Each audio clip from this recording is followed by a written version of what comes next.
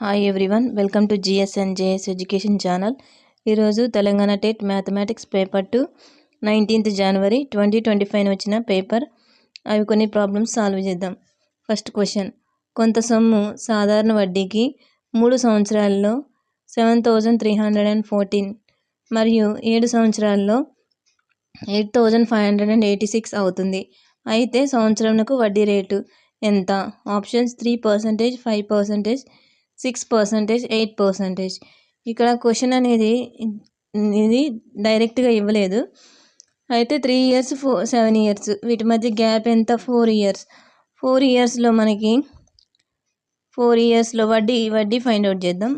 ఎంత అంటే ఇక్కడ మనకి 8,586 మైనస్ 7,314 సబ్ట్రాక్ట్ చేస్తే డైరెక్ట్గా చేయొచ్చు. 2,721 ఇంత వచ్చింది 4 yearsకి.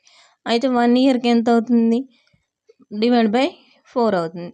1272/4 is equal to 12 3s 1s 328 318 వచ్చింది.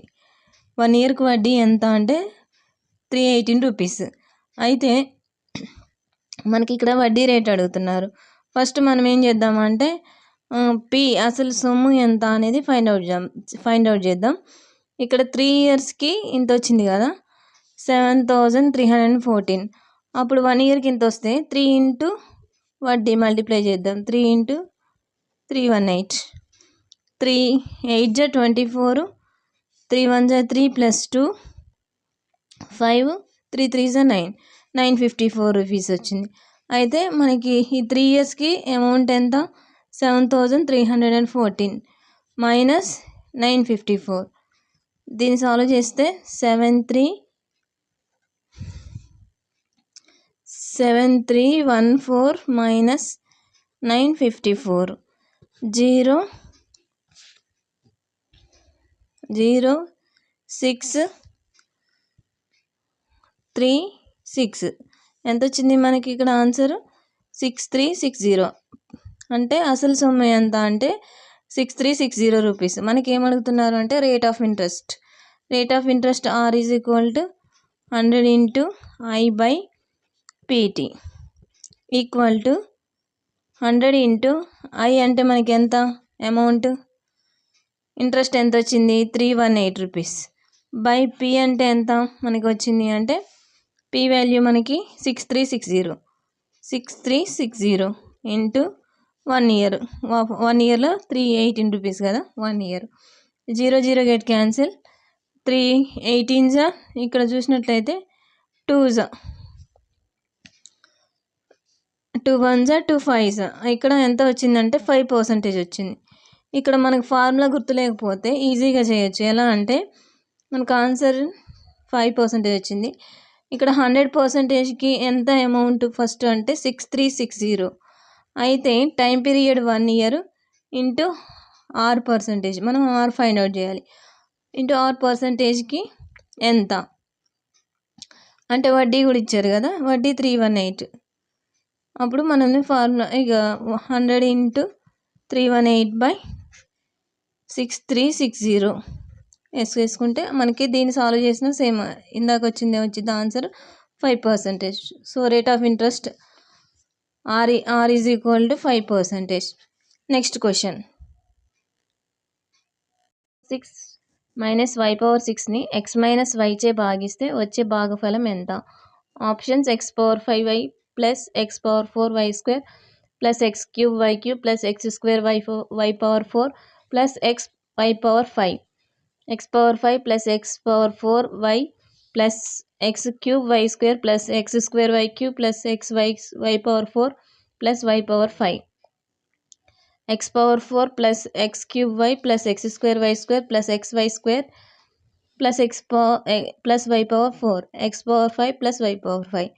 ఇక్కడ మనం చూసినట్లయితే క్వశ్చన్లో ఏమి ఇచ్చారు అంటే x⁴6 మైనస్ y/6ని x మైనస్ y చే డివైడ్ చేశారంట. డివైడ్ చేస్తే వచ్చే రిమైండర్ ఏంటి అని అడుగుతున్నారు.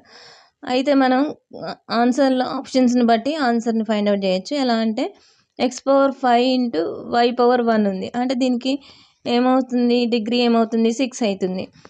అండ్ ఇక్కడ x⁴ అంటే ఇక్కడ మళ్ళీ ఇక్కడ x⁴ y⁴1 అన్నిటి డిగ్రీ కూడా సేమ్ ఉంది. ఇక్కడ డిగ్రీ 5 ఉంది. ఇక్కడ చూసినట్లయితే ఇక్కడ కూడా సేమ్. ఇక్కడ డిగ్రీ ఎంత ఉన్నది అంటే 4 ఉంది. ఇక్కడ ఎంత ఉన్నది అంటే 5 ఉన్నది. బట్ ఇక్కడ మనం x - y చే డివైడ్ చేసినప్పుడు ఇది ఆన్సర్ రాదు. ఏదైతే డిగ్రీ 5 ఉందో అది అవుతుంది. So option 2. Next question. గోళం యొక్క ఘనపరిమాణం 38,808 ఘనపు సెంటీమీటర్లు అయితే ఆ గోళం యొక్క సంపూర్ణ ఉపరితల వైశాల్యం చదరపు సెంటీమీటర్లలో ఎంత? ఆప్షన్స్ 2464, 9856, 616, 5544. ఇక్కడ మనం చూసినట్లయితే మన క్వశ్చన్లో ఏమి ఇచ్చారు అంటే గోళం యొక్క ఘనపరిమాణం ఇచ్చారు. ఎంత ఉంది అంటే ఇది ఇచ్చారు. దాని యొక్క ఫార్ములా ఏంటంటే గోళం యొక్క ఘనపరిమాణం వాల్యూమ్ ఆఫ్ స్పియర్ ఎంత మనకి ఘనపరిమాణం ఈజ్ ఈక్వల్ టు ఫార్ములా మనకి 4/3 πr³. 4/3 πr³ ఎంత ఇచ్చారు మనకి 38808. అయితే మనం సబ్స్టిట్యూట్ చేద్దాం. 4/3 ఇంటూ పై అంటే మనకు తెలుసు 22/7 into r³ is equal to 38808. ఇక్కడ మనం క్యాన్సిల్ చేసుకుందాం. 4 ఉంది కదా, ఈ 4ని 4 టేబుల్తో డివైడ్ చేద్దాం. 4 9s 36 అండ్ ఇక్కడ 2 రిమైండర్ 4 7s అండ్ 0 2. ఇక్కడ మళ్ళీ అగైన్ ఇక్కడ 11తో డివైడ్ చేద్దాం. 11 2s 11 8s 11 8s 11 2s. Okay, next మనకి ఏమొచ్చింది, ఇంకా 2 ఉంది. 2తో డివైడ్ చేద్దాం. 2 4s 2 4s 1s. మనకి ఏమొచ్చింది, రిమైండర్ ఏమొచ్చింది, r³ is equal to 441 into 3 into 3 into 7. 441 అంటే 21 హోల్ స్క్వేర్ ఇంటూ 3 ఇంటూ 7. 21ని మనం ఎలా రాసుకోవచ్చు అంటే హోల్ స్క్వేర్ని 3 ఇంటూ 7 హోల్ స్క్వేర్ లాగా రాసుకోవచ్చు కదా. 3² ఇంటూ 7² ఇంటూ 3 ఇంటూ 7. ఇక్కడ r³ r ఫైండ్ అవుట్ చేయాలంటే r ఈజ్ ఈక్వల్ టు ఎట్లా అంటే ఇక్కడ 3 టైమ్స్ ఉంటే ఒక్కసారి తీసుకోవాలి. 3 ఇంటూ 7 కూడా 3 టైమ్స్ ఉంది, 1 టైం తీసుకుంటున్నా. 21 వచ్చింది. మనకు అడిగింది ఏంటంటే r వాల్యూ కాదు, గోళం యొక్క సంపూర్ణ ఉపరితల వైశాల్యం అడుగుతున్నారు. టోటల్ సర్ఫేస్ ఏరియా అడుగుతున్నారు. దానికి ఫార్ములా ఏంటి అంటే మనకి total surface area formula 4πr².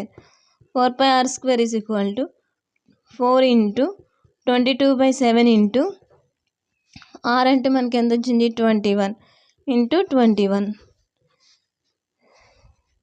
7 3s 21. 4 into 22 88 into 3 into 21 63.